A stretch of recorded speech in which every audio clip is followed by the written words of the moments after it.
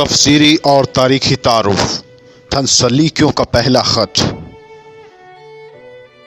یہ خط نیا عہد نامہ کی 13ویں کتاب ہے اور پولس کے خطوط لکھنے کی ترتیب کے لحاظ سے دوسرا خط ہے، اور اس خط کے 5 ابواب اور 79 آیات ہیں، اور اس خط میں پرانا عہد نامہ سے کوئی حوالہ نہیں لیا گیا، اور یہ خط کلیسیا کے سوالات کے جوابات میں لکھا گیا۔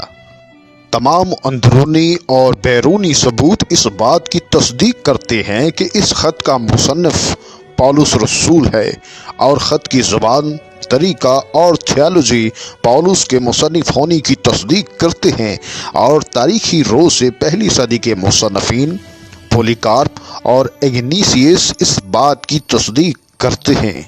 یہ خط تقریباً 51 سن میں کرنتھس سے لکھا گیا، اور جب پولس رسول اتھینے سے روانہ ہو کر کرنتھس آیا اور 1.5 سال وہاں رہا، اور یہ سن اس لیے بھی قابل یقین ہے کیونکہ یونانی زبان میں ڈیلفی کے مقام پر ایک کتبہ ملا ہے جس پر رومی حاکم گالیو کے عہد حکومت کی تاریخ کندہ کی ہوئی ہے، اور کرنتھس میں اسی گالیو کے سامنے پولس رسول کی پیشی بھی ہوئی تھی۔ حوالہ دیکھیے اعمال 18 باب 12 تا 17 آیات۔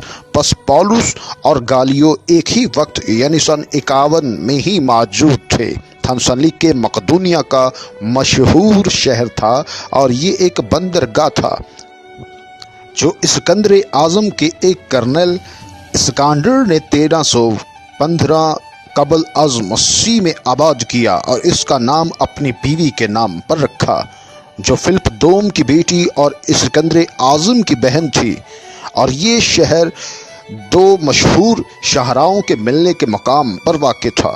146 قبل از مسیح میں رومیوں نے اسے مقدونیہ کا دارالخلافہ مقرر کیا، اور اس کی آبادی 2 لاکھ کی تھی، اور یہاں یہودی اور غیر اقوام کے دونوں اقسام کے لوگ تھے، اور یہودیوں کا ایک عبادت خانہ بھی تھا جہاں پولس نے اپنی خدمت کے شروع میں منادی کا آغاز کیا تھا۔ اور اس شہر میں رومیوں کا مشہور بحری بیڑا تھا، اور جب پولس یہاں آیا اس وقت یہ فلپی شہر سے بڑا شہر تھا اور رومی تہذیب کا مرکز تھا۔ یہ آزاد شہر تھا اور یہاں کوئی رومی فوج بھی نہیں تھی، اور یہ شہر اپنا سکہ خود تیار کرتا تھا۔ یہاں سامری لوگ بھی آباد تھے۔ آج کل کا نیا شہر پرانے شہر کے اوپر ہی بنایا گیا ہے، اور یہی وجہ ہے کہ پرانے شہر کی کھدائی نہیں ہو سکی۔ البتہ شہر کے وسط میں تقریباً 7700 مربع گز جگہ پر کھدائی کر کے یہاں پہلی صدی کی ایک مارکیٹ دریافت کر لی گئی ہے۔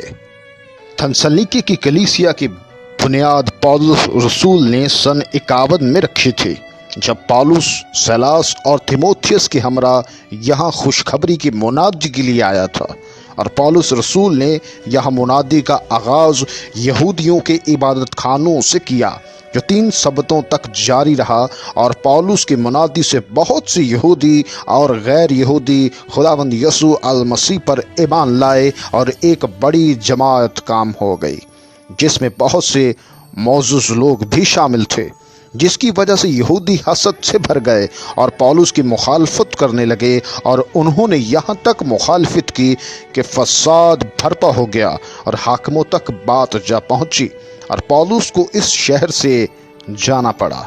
اگرچہ پولس رسول یہاں تھوڑی دیر ٹھہرا تو بھی وہ خداوند کے فضل سے بڑی کلیسیا قائم کرنے میں کامیاب ہو گیا۔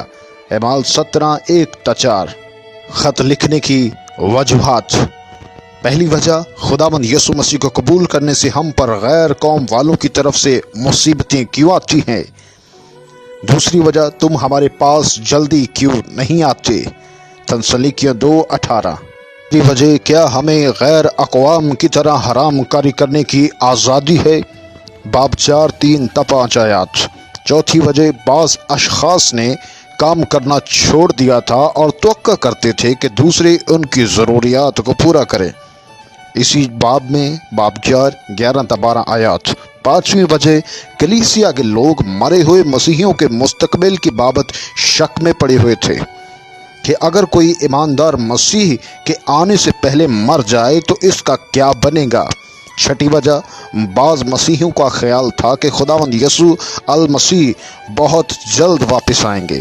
ساتویں وجہ، بعض لوگ پیشن گوئیوں کی باتوں کو نہیں مانتے تھے۔ آٹھویں وجہ، بعض لوگ بے قاعدہ چلتے تھے۔ تھسلنیکیوں کے خط کا خلاصہ۔ پولس رسول اس کلیسیا کے لیے ایمان، محبت اور امید کے لیے شکر گزاری کرتا ہے اور کلام کو بڑی مصیبت اور روح القدس کی خوشی میں قبول کرنے اور مسیح کی آمد کے منتظر رہنے کی ان کی تعریف کرتا ہے۔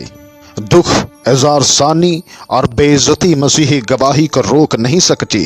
پولس ان کی روحانی حالت کے لیے بہت فکر مند رہتا اور دعا کرتا تھا کہ ان کو پاک زندگی اور برادرانہ محبت میں ترقی کرنے اور خداوند میں قائم رہنے کی تعلیم دیتا۔ مسیح کی آمد اور مرنے والے مسیحیوں کے مستقبل اور کلیسیا کے اٹھائے جانے کے بھید کی وضاحت کرتا ہے، اور خط کے آخر میں پیشن گوئیوں کے عزت اور میل ملاپ اور دعا کرنے کی تلقین کی جاتی ہے۔ خداوند یسوع مسیح کا فضل آپ سب دیکھنے اور سننے والوں پر ہوتا رہے۔ میرے لیے بھی دعا کیجئے کہ خداوند اس طرح کی اور ویڈیوز بنانے کا فضل مجھ پر کرے۔ اس ویڈیو کے ڈسکرپشن کے اندر اور بھی اسی طرح کی بابرکت ویڈیوز ہیں۔ خدا کے کلام کو سنیے اور دوسروں کے ساتھ بانٹیے۔ خداوند کا فضل اور برکات آپ سبوں کے ساتھ ہوتی رہیں۔ خداوند یسوع المسیح کے نام میں آمین۔